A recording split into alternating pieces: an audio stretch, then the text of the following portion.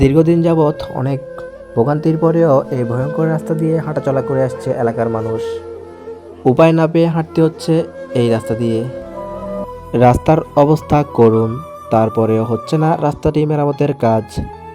আজ কাজে নেমে পড়েছে এলাকার কিছু মানুষ। আজ নাকি 3 গাড়ি ইট ভাঙা দেওয়া হবে এই রাস্তা মেরামতের জন্য। কিন্তু তাদের মনে হয় না এই অল্প কিছু ইট দিয়ে এই রাস্তার কাজ সম্পূর্ণ হবে, কারণ রাস্তাটির দুপাশ অনেক গভীর, যার কারণে এই কিছু ইট দিয়ে হবে না বলে তাদের ধারণা। কিন্তু থেমে নেই তারা, নিজেরা নিজেদের মতো কাজে লেগে পড়েছে। তাদের কাজ হচ্ছে যে কাদামাটিগুলো আছে সেগুলো সরিয়ে ফেলা। কারণ হচ্ছে রাস্তার দুপাশে অনেক গভীরভাবে কাদামাটি আর পানি জমে আছে। এই দেখুন তিনি একটি কাঠ দিয়ে কিভাবে কাদামাটিগুলো সরাচ্ছে।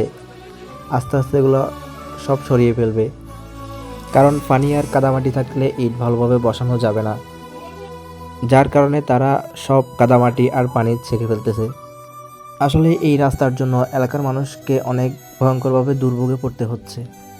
মানুষের হাঁটাচলা, বাইক যাওয়া, বিশেষ করে ছোট বাচ্চারা যারা পড়াশোনা করে তাদের মাদ্রাসায় যেতে হয়, স্কুলে যেতে হয় এই ভয়ঙ্কর রাস্তা দিয়ে।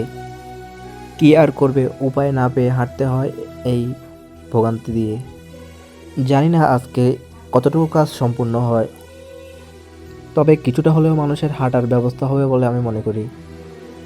দেখুন তারা কিভাবে পানি সেচতেছে এই রাস্তা ঠিক করার জন্য। কিছুক্ষণ পর তারা খাবারের আয়োজন করে, এখন তারা খাচ্ছে। দেখুন, এটা আমাদের ফারুক ভাই। যাই হোক, তারা খাচ্ছে, খাওয়ার পরে আবার কাজ শুরু।